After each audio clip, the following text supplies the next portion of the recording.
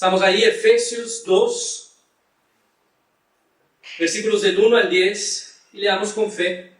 Esta es la palabra de Dios, inspirada por Él, es alimento para nuestros corazones. A ustedes, Él les dio vida cuando aún estaban muertos en sus delitos y pecados, los cuales en otro tiempo practicaron, pues vivían de acuerdo a la corriente de este mundo y en conformidad con el príncipe del poder del aire, que es el espíritu que ahora opera en los hijos de desobediencia. Entre ellos todos nosotros también vivimos en otro tiempo. Seguíamos los deseos de nuestra naturaleza humana y hacíamos lo que nuestra naturaleza y nuestros pensamientos nos llevaban a hacer. Éramos por naturaleza objetos de ira, como los demás. Pero Dios, cuya misericordia es abundante, por el gran amor con que nos amó, nos dio vida junto con Cristo, aun cuando estábamos muertos en nuestros pecados. La gracia de Dios nos ha salvado. Y también junto con Él nos resucitó, y asimismo nos sentó al lado de Cristo Jesús en los lugares celestiales, para mostrar en los tiempos venideros las abundantes riquezas de su gracia y su bondad para con nosotros en Cristo Jesús. Ciertamente la gracia de Dios nos ha salvado por medio de la fe. Esta no nació de ustedes, sino que es un don de Dios, ni es resultado de las obras para que nadie se vanagloríe. Nosotros somos hechura suya. Hemos sido creados en Cristo Jesús para realizar buenas obras, las cuales Dios preparó de antemano para que vivamos de acuerdo con ellas. Les invito a que oremos una vez más. Padre Santo, muchas gracias, Dios, por tu palabra, por este texto inspirado por tu Santo Espíritu, que habla de lo que fuimos, de lo que tú hiciste por nosotros en Cristo Jesús y de lo que preparaste para nosotros. Gracias, Señor, porque es la noticia más preciosa que podríamos recibir. Y gracias porque fue dada a nosotros y será a los pecadores. Esta palabra, Señor, edifique nuestros corazones.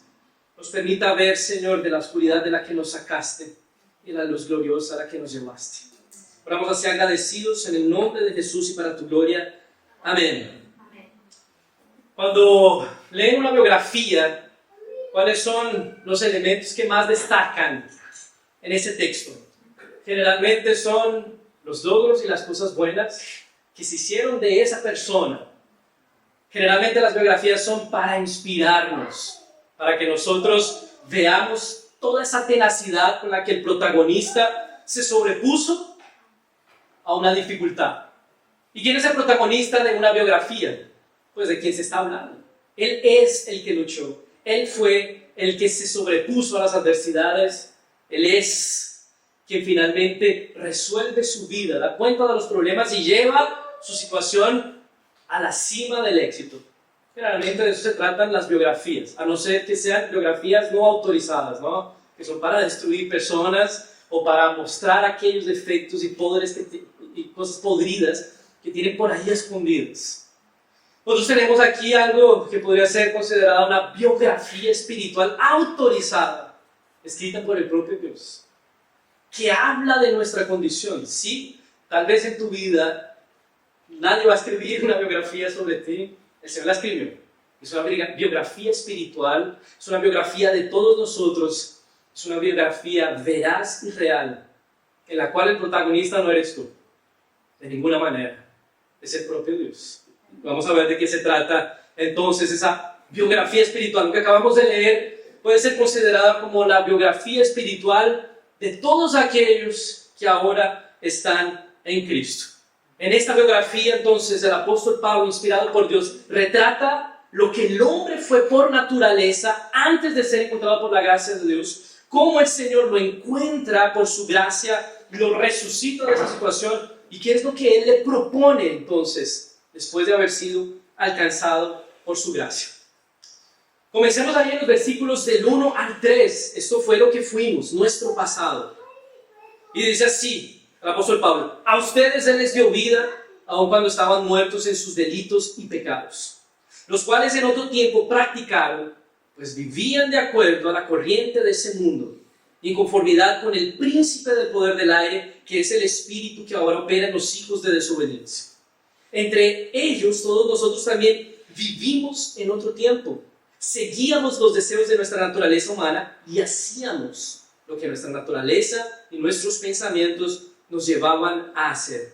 Éramos por naturaleza objetos de ira, como los demás. Pablo no está hablando aquí, la palabra de Dios inspirada, no está hablando de algún grupo de bárbaros incivilizados por allá en alguna región inhóspita de algún lugar recóndito del mundo. Es gente sin moral, sin civilización. No, está refiriéndose a nosotros. Es un retrato de nuestra condición antes de la gracia de Dios. Este es el retrato del hombre caído. El hombre sin Dios es un hombre que está muerto en sus delitos y pecados. Este punto es importante para entender el Evangelio. Las cosas están mal. Las cosas están quebradas, dañadas, profundamente afectadas por el pecado, pero pueden ser diferentes, pueden ser restauradas, y no por algo que tú haces, sino por algo que Dios hace. Es crucial que nosotros entendamos la situación de la cual Dios nos sacó justamente para que el Evangelio brille con más intensidad. Esta mala noticia hace parte de la buena noticia del Evangelio. Esta mala noticia es el fondo oscuro sobre el cual brilla la buena noticia de que este cuadro terrible y oscuro puede ser transformado no por lo que tú haces, sino por lo que Dios hizo. Fíjense cómo las buenas noticias, ellas tienen efecto cuando lo que esperamos son malas noticias. Si a mí el médico me dice que estoy bien, le digo gracias, lo sé, no tengo ningún problema. Pero cuando tu hijo, tu hija o tu pariente está preparado para recibir el peor diagnóstico después de una serie de exámenes, y tú estás esperando que él te diga, lo siento, no hay más esperanza de vida, y el médico te dice, te tengo una buena noticia, su pariente se recuperó por completo. Eso es una buena noticia. Y muchas veces nosotros no entendemos el Evangelio, toda su riqueza y su brillo, porque no entendemos la oscuridad de la cual Cristo nos salvó. Necesitamos entenderla. ¿De qué Cristo me salvó? Y muchos no entienden, no saben articular. Gente que se sienta en estas sillas y ha pasado los años en la iglesia, piensan que tal vez venir a la iglesia sea una terapia para convertirse en personas mejores y decentes. Un poco de ayuda para perfeccionar el carácter y ser personas de bien. Hermano, nuestra autobiografía espiritual comienza con una declaración asustadora. Estábamos muertos en nuestros delitos y pecados. Y esto hace referencia, obviamente, a una muerte espiritual. La Biblia nos describe de esa manera. Eso significa una separación absoluta de Dios. Así como la muerte física significa la separación del alma del cuerpo, esta muerte espiritual de Efesios 2 significa una separación total y absoluta de aquel que nos da vida y vida en abundancia. Estamos muertos porque estamos desconectados de aquel que nos da la verdadera vida, aquella que va a permanecer para siempre. Y lo hicimos nosotros deliberadamente en Adán y Eva. Nacemos de esa manera y seguimos caminando de esa manera. Entonces, no es que el Señor, por así decirlo, nos haya matado. Nosotros nos desconectamos de aquel que nos da vida y vida verdadera. Es un poco como cuando desconectas un ventilador del enchufe. El ventilador no se detiene al tiro. Él continúa girando con energía residual, pero está desconectado de la fuente de poder y su destino es detenerse. Entonces tú puedes estar vivo, respirando, pero si no estás en Cristo, estás desconectado de aquel que da vida y vida verdadera, y tu destino es condenación. Necesitamos vida espiritual. ¿Y cuál es la causa de esa muerte espiritual? Nuestros delitos y transgresiones, delitos y pecados. ¿Cuál es la paga del pecado? Es muerte, separación absoluta de Dios. Entonces, por nuestras transgresiones y pecados, por desobedecer a la ley de Dios, por no ser y hacer todo lo que fuimos creados para hacer, estamos muertos, separados de Dios, desconectados de aquel que da vida, vida en abundancia. Esa era nuestra situación antes de conocer al Señor. Y ahora Pablo va a darnos un poco más de detalle de cómo luce esa muerte espiritual. Y él entonces va a describir 3 fuerzas que operan sobre aquellos que están muertos en delitos y pecados. Y él dice, éramos esclavos del mundo, éramos esclavos del diablo y éramos esclavos de nuestra carne, éramos dominados por ellos. Estas fuerzas dirigían y controlaban nuestras vidas, nuestros corazones, antes de que el Evangelio los transformara. Esta sigue siendo la situación de aquellos que no están en Cristo. Podrán creerse independientes, autónomos y libres. En verdad ellos están dominados por el mundo, la carne y el diablo. Fíjense, versículos 2 y 3. Los cuales en otro tiempo practicaron delitos y pecados, pues vivían de acuerdo a la corriente de este mundo y en conformidad con el príncipe del poder del aire, que es el espíritu que ahora opera en los hijos de desobediencia. Entre ellos todos nosotros también vivimos en otro tiempo. Seguíamos los deseos de nuestra naturaleza humana y hacíamos lo que nuestra naturaleza humana y nuestros pensamientos nos llevaban a hacer. Éramos por naturaleza objetos de ira como los demás. Entonces la primera fuerza, ¿cuál es? El mundo. Seguíamos la corriente de este mundo. Y aquí mundo no se refiere a este globo terráqueo, a la tierra, sino al mundo como sistema en oposición a Dios.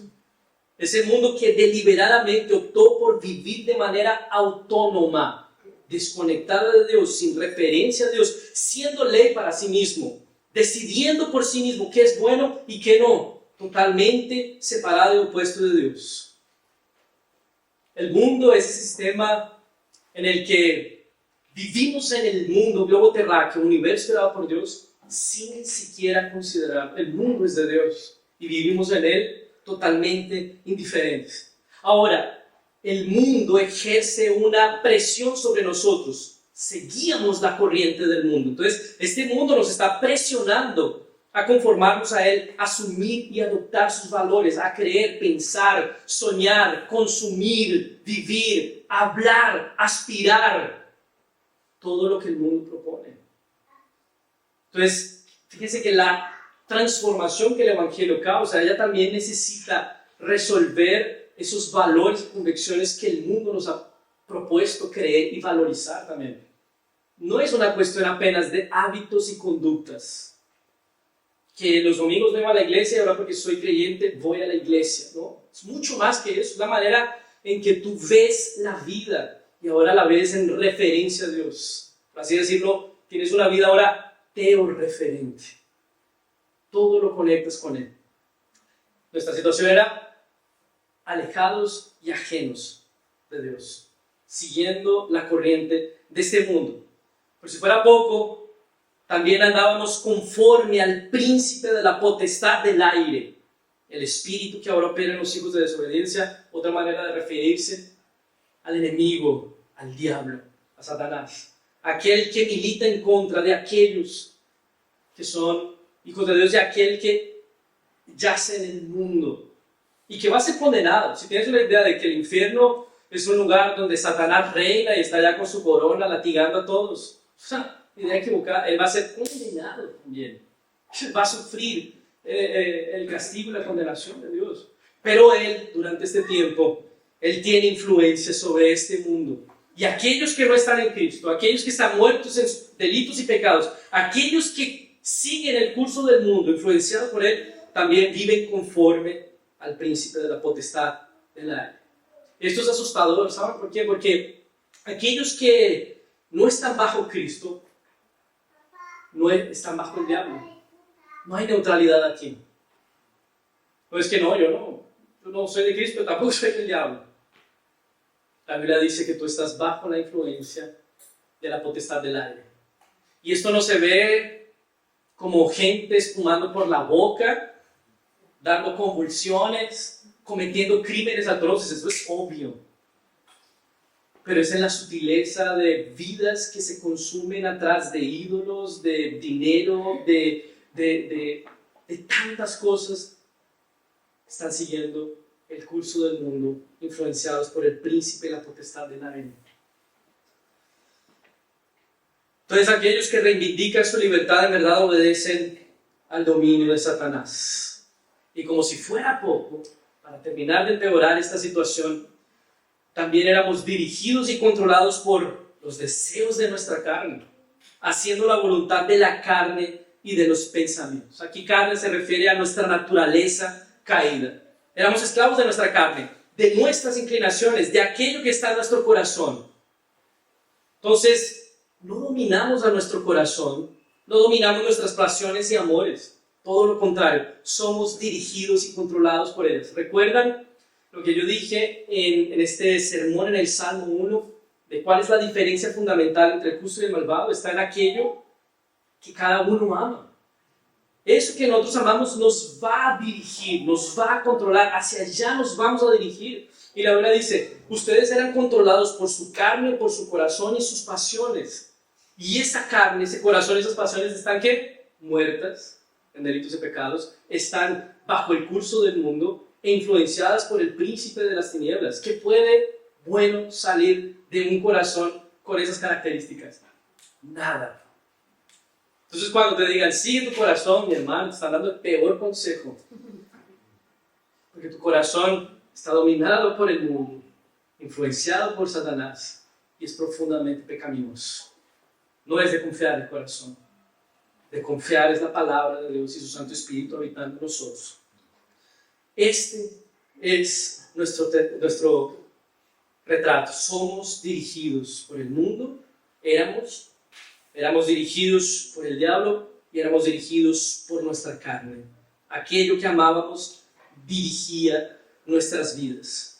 Y esto nos ayuda a entender que ser cristiano no es cambiar únicamente nuestras conductas y hábitos, es esencialmente cambiar lo que amamos, nuestras pasiones. Y para eso no se necesita terapia, para eso no se necesita venir a la iglesia cada domingo, para eso se necesita una intervención del propio Dios en nuestras vidas que cambie eso. Porque sin su intervención es imposible cambiarlo. Creo que esta película está dentro del top 3 mío. La he visto un montón de veces. Si la están pasando, la veo, porque me encanta. Una película que ganó en el 2010 el Oscar a Mejor Película Extranjera. Una película extranjera. Argentina. Se llama El Secreto de sus Ojos. No sé si alguien la ha visto. Es buenísima. Se la recomiendo si no la han visto. Y esta película sigue a dos funcionarios de un juzgado de Buenos Aires investigando el asesinato de una mujer. Entonces ellos comienzan a investigar, pero este tipo se les hace humo todo el tiempo. No consiguen encontrarlo hasta que van a la casa de la mamá, encuentran una correspondencia entre él y la mamá y comienzan a estudiar las cartas. Las cartas no les dan muchos detalles, no les dan información de dónde el tipo podría estar. Y el caso es que desisten y uno de ellos vuelve a las cartas y vuelve a hacerle, por así decirlo, exégesis de las cartas. Hermenéutica, ahí. Comienza a estudiar. Y el tipo, el que está estudiando las cartas, se da cuenta de un detalle que habían pasado por alto. Y la manera en que el descubridor de este detalle presenta ese hallazgo es el corazón de la película. Porque él le dice a su compañero, ya, me puse a leer las cartas, volví a las cartas, yo tenía que encontrar algo ahí, y me puse a pensar en el tipo, pero no en el tipo, sino en el hombre en general, en ti, en mí, en cualquier persona. Hay algo que las personas no pueden cambiar. El tipo puede cambiar de sexo, de religión, puede cambiar de mujer, puede cambiar un montón de cosas, pero hay una sola cosa que el hombre en general no puede cambiar, su pasión. Y el tipo entonces se revela ser un apasionado hincha de Racing Club de Avellaneda y lo encuentran allá en un partido de Racing, porque las pasiones son imposibles de cambiar. Y después la película va a mostrar cómo todas las pasiones de todos ellos han llevado a mentiras, dolor, destrucción, infidelidad, muerte. Eso es lo que hacen nuestras pasiones. Y no puedes cambiarlas a menos que alguien irrumpa en tu vida más fuerte que esas pasiones y te dé nuevos afectos, nuevos amores y te permita amar ordenadamente. De hecho, es como Agustín de Hipona se refiere al pecado y esa idolatría del corazón. Amamos desordenadamente, dirigidos por nuestras pasiones pecaminosas. Este mundo, con ese caos que vemos, es producido por nosotros. Porque nos salimos de ahí, no, son ellos, no, somos nosotros. Y necesitamos que el Dios Todopoderoso irrumpa en nuestras vidas. Para terminar de empeorar este cuadro, éramos por naturaleza hijos de ira, lo mismo que los demás. Lo que resta para nosotros es la justa condenación de Dios, su ira santa, porque en ese amor desordenado estamos transgrediendo todo el tiempo la ley de Dios, y Dios, que es justo, no puede pasar por alto su santidad, necesita condenar, necesita castigar y punir nuestras agresiones y pecados. Entonces somos hijos de ira, o sea, por naturaleza venimos, por así decirlo, de fábrica, por causa del pecado de Adán y Eva, con una condenación en la frente. Y esto no puede ser resuelto si no es por la erupción del propio Dios. Somos por naturaleza hijos de la ira de Dios. Nuestra situación delante de Dios sin Cristo no es de neutralidad. Yo compartí el viernes con la familia Vega, que está haciendo el curso de miembros, sobre esto un poco, y yo decía, oye, hay gente que piensa que está en buena onda con Dios. Poco importa lo que tú pienses sobre tu relación con Dios. Pregúntate cuál es la onda de Dios contigo. Puedes decir que estás en paz con Dios, pero Dios está en guerra contigo si tú no estás en Cristo Jesús. Él necesita castigar, si no, no sería Dios justo. Si no, no sería Dios bueno. Entonces, fuera de Cristo, mis hermanos, el hombre está muerto por causa de sus delitos y pecados, esclavizado por el mundo, por el diablo y la carne, y condenado bajo la ira de Dios. Un problema tan grave y tan serio no puede ser resuelto con pura fuerza de voluntad. No puede ser resuelto con pasa al frente y acepta a Cristo en tu corazón. Necesita ser resuelto con un pero. Y ese es el pero del versículo 4. Fíjense. En este punto de las biografías, después de que han retratado la infancia difícil, el momento o el problema de nuestro protagonista, pero Steve Jobs encontró la fórmula, pero el protagonista le cayó la ficha, tomó una decisión, tomó acción. ¿Quién es el protagonista de nuestra biografía espiritual? ¿Qué es lo que aparece aquí? Pero Dios. Nunca pienses que la vida cristiana fue, pero yo recapacité, pero yo tomé una buena decisión, pero yo me di cuenta de lo mal que iba a terminar esto. Tu vida cristiana siempre ha sido y siempre será, pero Dios, cuya misericordia es abundante por el gran amor con que nos amó, nos dio vida junto con Cristo, aun cuando estábamos muertos en nuestros pecados.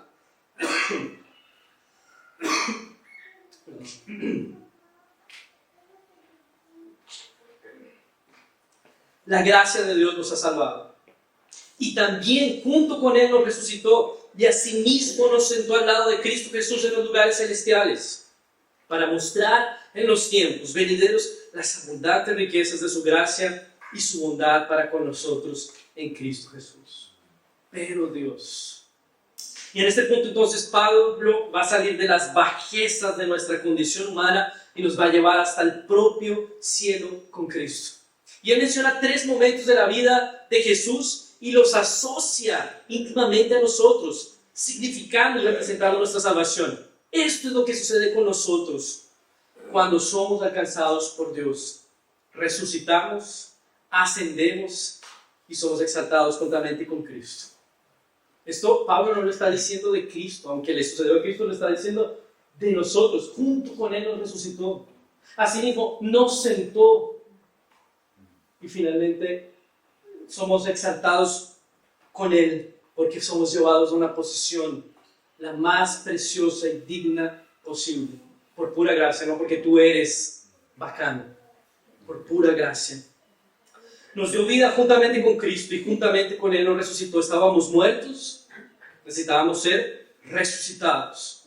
Estábamos en lo profundo de este mundo, nos hizo sentar en los lugares celestiales con Cristo. Estábamos esclavizados y bajo condenación, Dios nos hizo sentar en lugares celestiales con Cristo. Esa es tu realidad espiritual hoy en día. Esto no es ficción, esto es independiente de lo sientas o no. Esto es un hecho real, objetivo, conquistado por Cristo. Esa es tu vida. Aunque te sientas en tus peores momentos, aunque sientas que tu vida no es coherente y no combina con esto, si estás en Cristo, esta es tu situación. Nuestra unión con Cristo es tan íntima que lo que sucedió con Cristo también sucedió con nosotros espiritualmente. Al resucitarnos juntamente con Cristo, Dios nos dio una vida nueva, que ahora está viva espiritualmente, que reconoce a Dios, que está bajo su dominio y señorío, de cuidado y amor. Y al hacernos sentar en lugares celestiales con Cristo, nos da una vida de victoria sobre la muerte, el pecado y la condenación. Todo ese cuadro, toda esa ira a la que caminábamos por ser por naturaleza hijos, es quebrantada y ahora nuestro destino y eternidad cambiaron. Nos dirigimos a Cristo, al cielo. Ahora, ¿por qué lo hizo?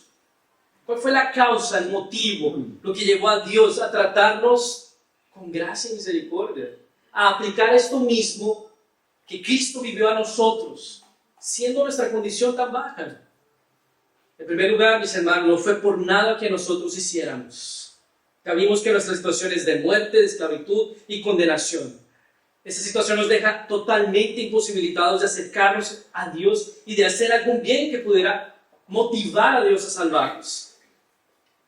El texto nos deja bien claro que la motivación de Dios está en Él mismo. Misericordia, amor, gracia y bondad.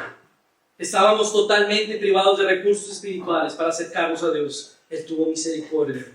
De Él solo merecíamos su justa ira. Él decidió tratarnos con amor. Su gracia nos dio lo que no merecíamos, porque Él lo quiso. Es por su puro amor. Jamás pienses que el Señor te trató con gracia y misericordia por algo que tú hayas hecho por Él o que le hayas ofrecido. Si es por algo que nosotros hacemos, ya no es por gracia. Es por algo que nosotros hicimos. Y estas disposiciones que llevaron a Dios a sacarnos de esa situación, ellas continúan para nosotros hoy que estamos en Cristo. Él sigue tratándonos con gracia, misericordia, bondad. No pienses que en algún momento de tu vida estás seguro en el Señor por causa de lo que haces. Jamás será así. En el momento en que dependa de nosotros, perdemos esto al instante. Porque somos débiles, somos inconstantes, somos personas en las que aún hay manchas y hay residuos de esa naturaleza pecaminosa. Siempre la gracia, la bondad, el amor y la misericordia de Dios estarán presentes y fluyen de Cristo Jesús. Jamás depende de ti. En tus peores momentos, el Señor te trata con gracia, misericordia y bondad.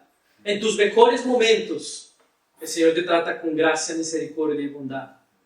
No pienses que cuando estás allá arriba el Señor me ama más. Cuando estás allá abajo el Señor me desechó. Es por pura gracia, misericordia y bondad. El propio Pablo dice que aun cuando nosotros éramos enemigos, Cristo murió por nosotros. ¿Cuánto más Él no hará por nosotros ahora que somos sus hijos? Él ya hizo lo más difícil, reconciliar enemigos. Ahora somos sus hijos. Él va a seguir insistiendo en nosotros. Y esa es nuestra confianza. Esa es nuestra fe en el Señor. Y versículos 8 y 10 nos va a decir cómo esto fue hecho. O cómo fue aplicado, más bien. Versículo 8. Ciertamente la gracia de Dios nos ha salvado por medio de la fe. Esta no nació de ustedes, sino que es un don de Dios. Ni el resultado de las obras para que nadie se vangloríe. Es por pura gracia, mis hermanos. La manera en que esta salvación nos llega no es por algo que nosotros ofrecemos o hacemos, es por pura gracia que nos es aplicada, y la manera de apropiarnos de esa salvación que llega a nosotros como un regalo por gracia es por medio de la fe. Es la herramienta que Dios nos permite usar para apropiarnos. Y esa fe no recibe ninguna gloria. ¿Por qué? Esta no viene de ustedes. Esta no nació de ustedes. Es un don de Dios. O sea, ni siquiera la fe con la que tú te apropias de la salvación es una obra que cuenta a tu favor. Es la manera apenas en la que Dios te permitió apropiarte de lo que fue hecho en ti. Es la manera en que tú dices, esto que Cristo hizo por mí, fue hecho por mí, yo lo creo, yo descanso en Él, y tu confianza viva entonces se rinde a Él.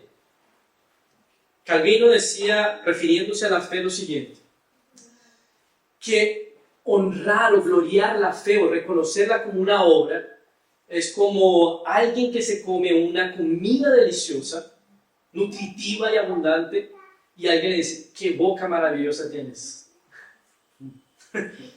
No, la comida es aquello que nos nutre. La comida es aquello que compone nuestro sustento y alimento. La obra de Cristo es esa comida, y la fe es la boca o las manos con que se recibe esto, pero jamás conoce qué fe tremenda. No, es Dios que nos comunica esto por gracia. Entonces la gracia es como llega esta salvación a nosotros. Es un regalo, mis hermanos, no es un derecho.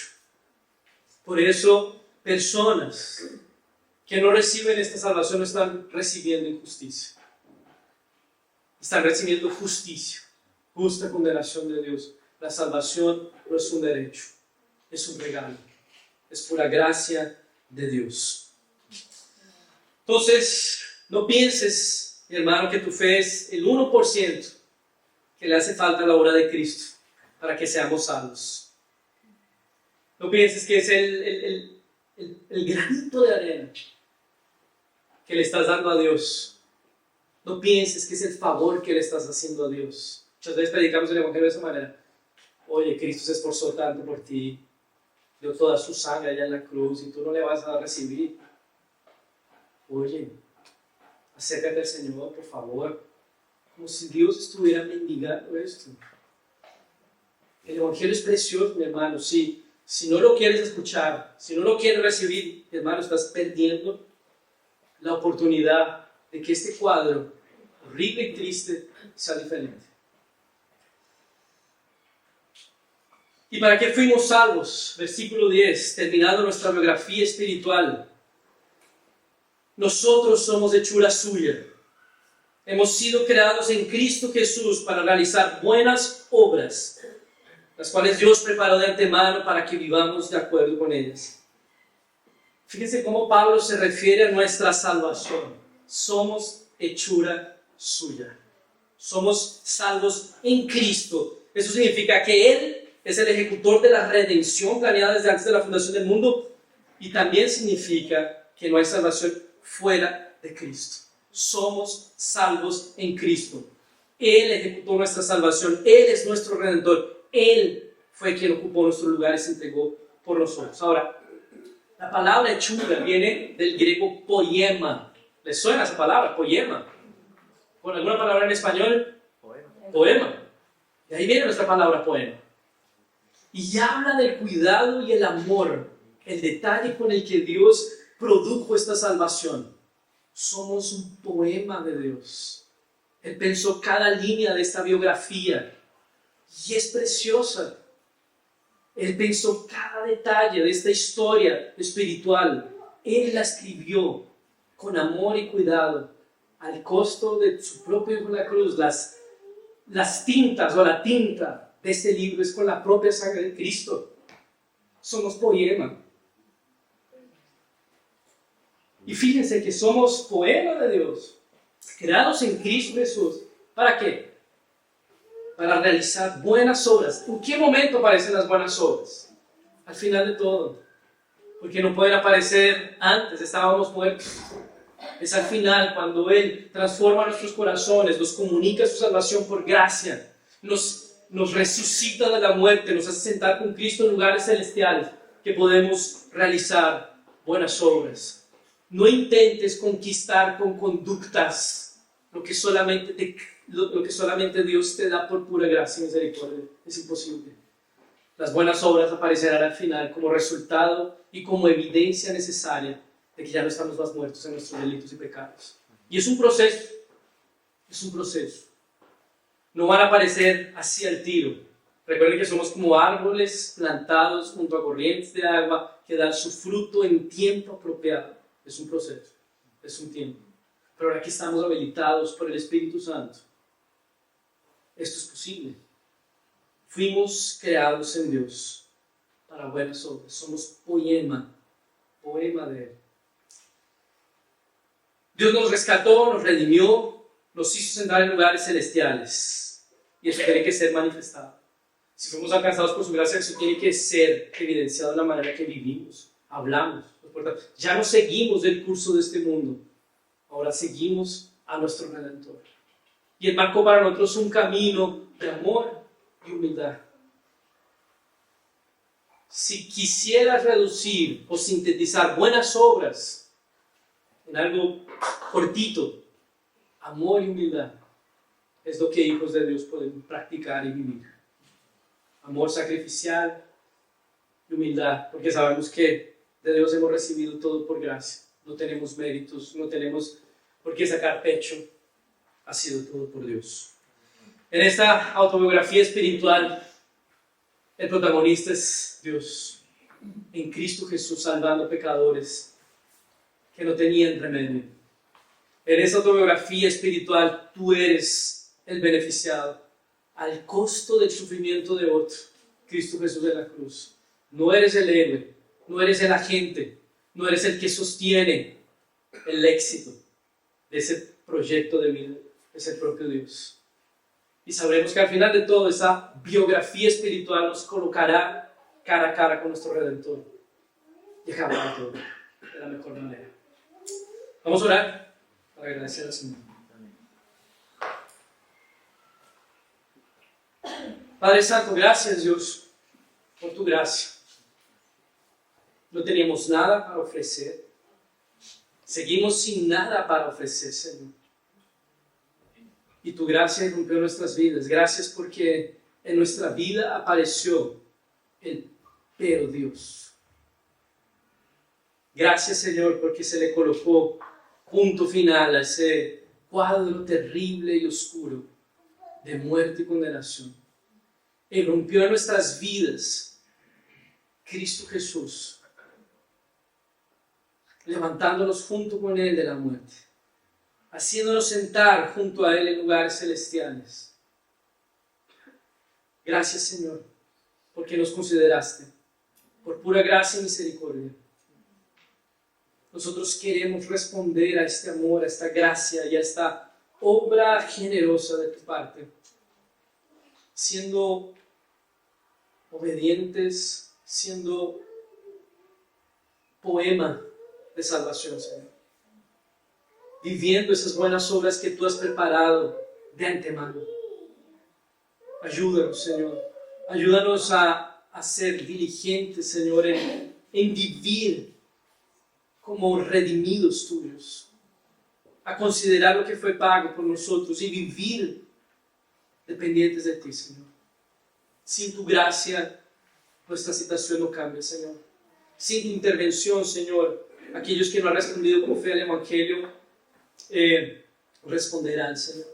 Y rogamos que tú, por tu gracia y misericordia, nos llames a aquellos que fueron destinados a esta vida, Señor.